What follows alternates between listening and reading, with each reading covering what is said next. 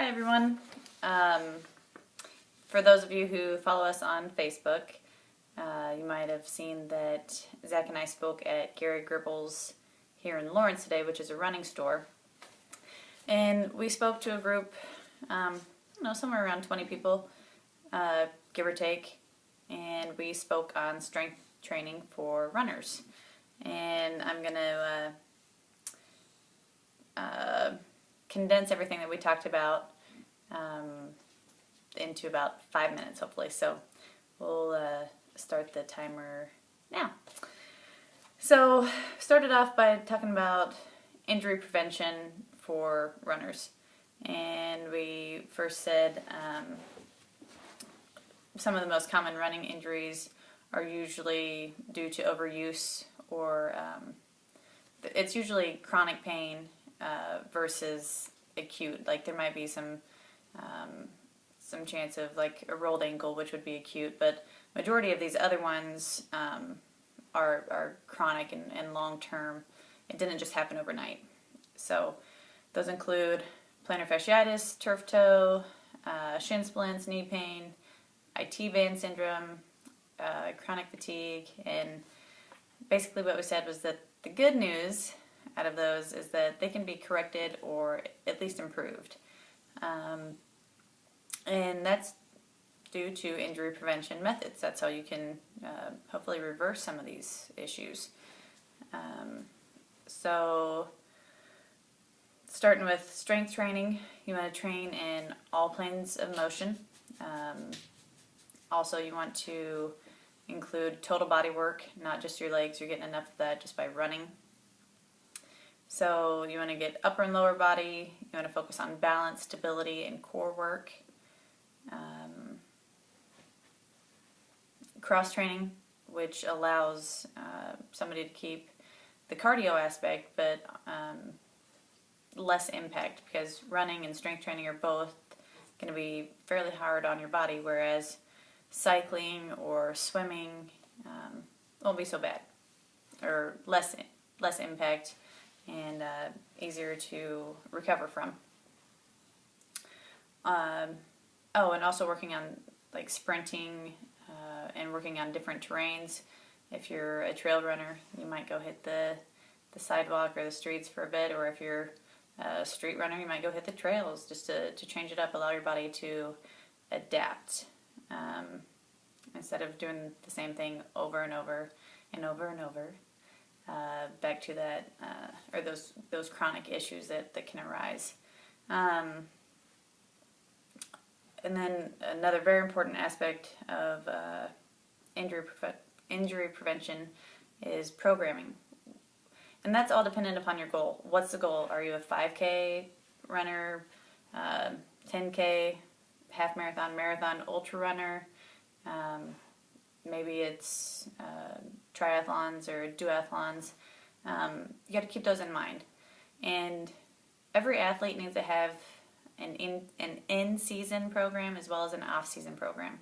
So, during your off-season, take some time off from the running and incorporate those other training methods. And that's where periodization comes into play. So if you've got a race that you're getting ready for in April, you don't need to necessarily start hitting it hard in October or November. Take some time and allow your body to recover. We also spoke about the importance of a warm-up.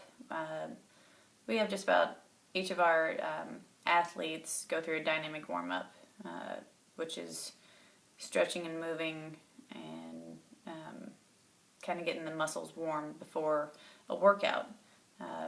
You can do the same thing before you run.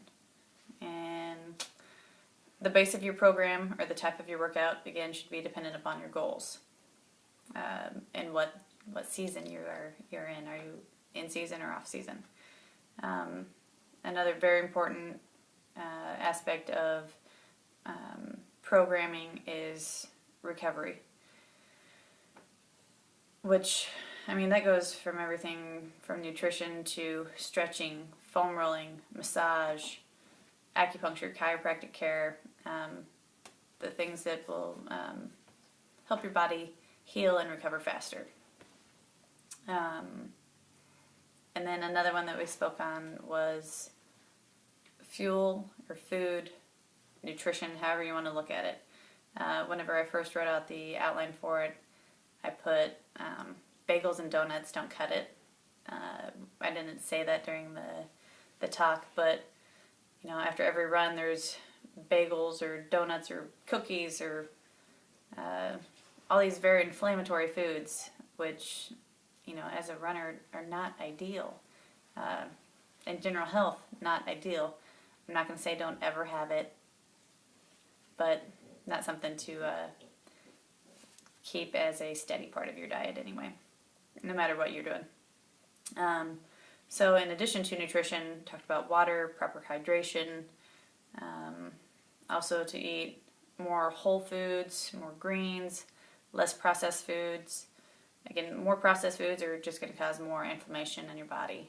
And running, training, all of that is already hard on your body. So, don't exacerbate a situation by poor nutrition.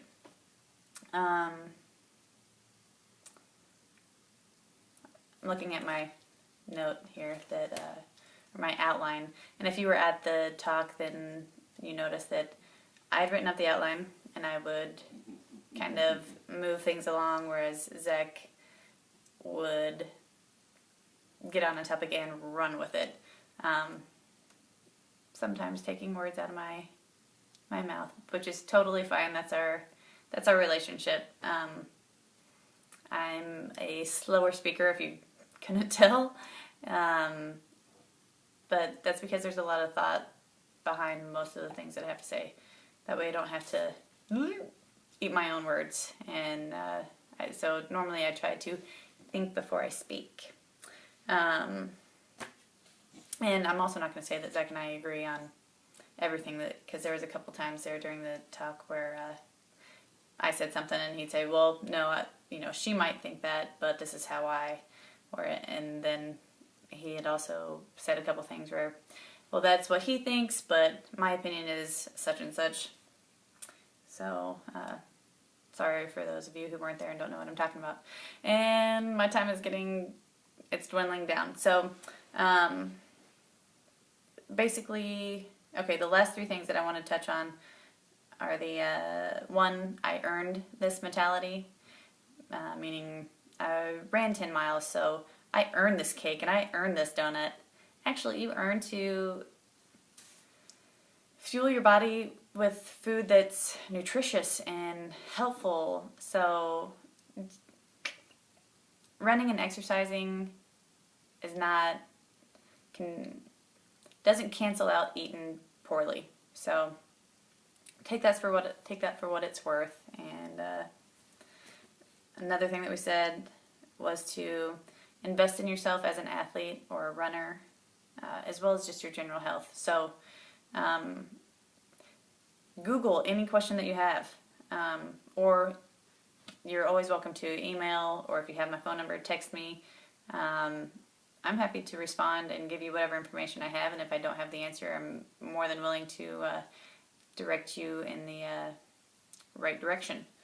And then lastly, everybody has an excuse as to why they can't do this or why they can't do that. I have them too. Most of my excuses come from being lazy. That's pretty plain and simple. Like, I didn't go to yoga this week, and I've not yet started kickboxing. I could give you all the reasons why, but who cares? Just got to make it happen. However, I can tell you that I've foam rolled every day and hung on my inversion table almost every day, which are things that I wasn't incorporating. And, Zach had these really great quotes about excuses, and really all that I wanted to say was excuses are like, everyone's got one. That little pause there was for you to fill in the blank. I think we all know how that particular quote goes. excuses are like, everyone's got one, something. Well, I can't even think of how it goes. Anyways, you get the point. Make it happen. Whatever your goal is, research it, invest in yourself, reach out to others. I certainly didn't get where I am today without the help of others and the direction of others, and I won't continue to advance my knowledge and education by thinking that I know it all. So take it for what it's worth. That was the gist of what we said. Zach spoke a lot more than I did, and then we had some Q&A, but it overall went really well, and thank you to everybody that came out and participated. That's all I have for you today. Next time that I talk, it will be a little more personal, so maybe you'll want to tune into that one, or maybe you won't. But it's going to be about body image. And sorry I'm looking this way, because that's how I can see myself. The camera's over here.